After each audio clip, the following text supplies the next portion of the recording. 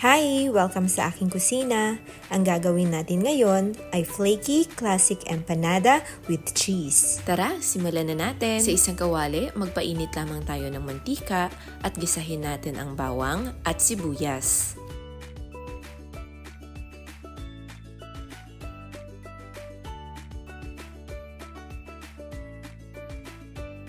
Ngayon naman ay isunod natin ang 1/2 kilo of ground beef. Kapag nasa half-cook stage na ang ground beef, ay maglagay na tayo ng paminta at 2 Knorr beef cubes.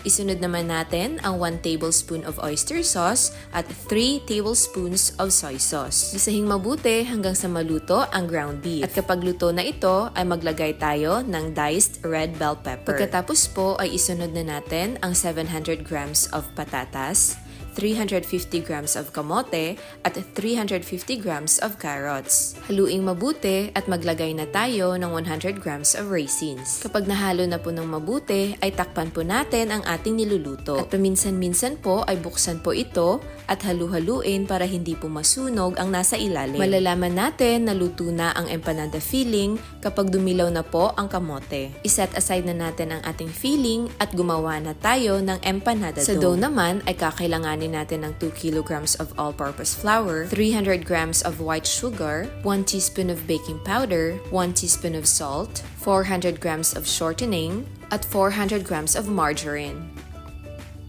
Sa paggawa po ng dough ay pagsamasamahin natin ang 2 kilograms of harina, 300 grams of sugar, 1 teaspoon of salt, at 1 teaspoon of baking powder. Haluin muna natin itong mabuti bago natin isunod ang ating 400 grams of shortening at 400 grams of margarine. Gamit ang ating malinis na kamay ay pagsamasamahin natin ang lahat ng ingredients.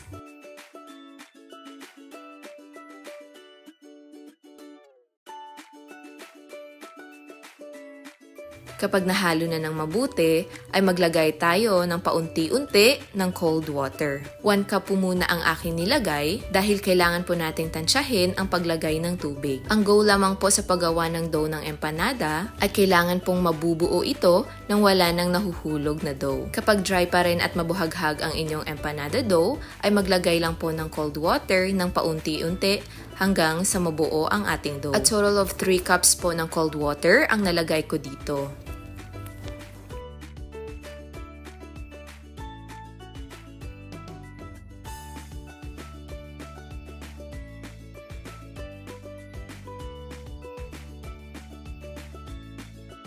Kapag ganito na po ang ating dough, kapag hindi na po ito naglalaglagan, ay pwede na po ito. Takpan muna natin ang cling wrap at iset aside ang ating dough para makapag-rest ng 30 minutes. After 30 minutes, ay ipoportion na natin ang ating dough. 50 grams po ang tinitimbang ko para sa dough ng ating empanada. At 78 pieces po ang empanada dough na ito. At sa ganitong paraan naman po ako naglalagay ng filling sa ating dough. Ang gamit ko po sa pagpapalapad ng ating dough ay tortilla press. Mas mapapadali po nito ang ating pagpapalapad ng mga dough at magiging pantay-pantay po ang thickness ng bawat isa.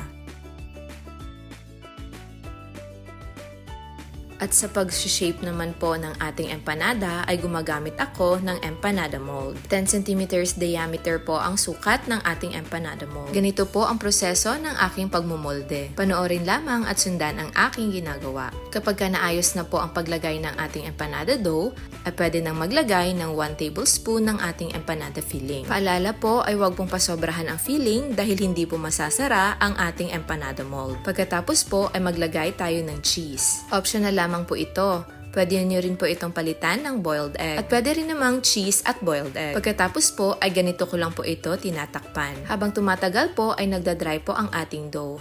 At kapag nag-dry na po ang dough ay pwede nyo rin po itong pahidan ng tubig para magsisil po ang ating empanada. Kapag nagsil po tayo ng empanada ay may susobra po talagang dough sa gilid nito. At ang ginagawa ko po dyan ay ginugupit ko lang po gamit ang ating kitchen scissors. Pagkatapos po ay bubutasan lamang natin ang ating empanada gamit ang tinidor. Ang purpose po nito ay para po marirelease ang heat kapag piniprito at hindi po puputok ang ating empanada.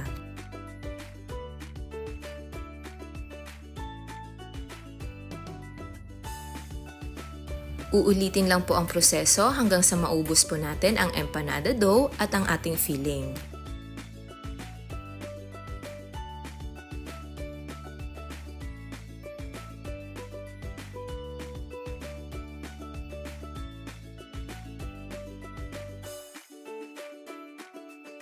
Ayan, natapos na natin lahat.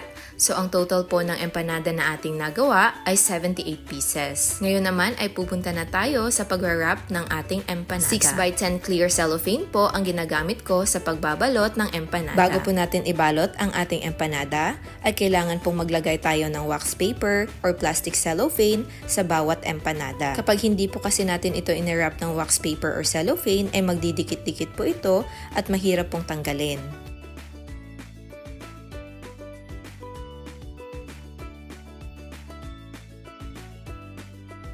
Ayan, so pagkatapos nating balutin ang ating empanada ay isi-seal naman natin ito. Sa pagsiseal po ay gumagamit po ako ng plastic sealer.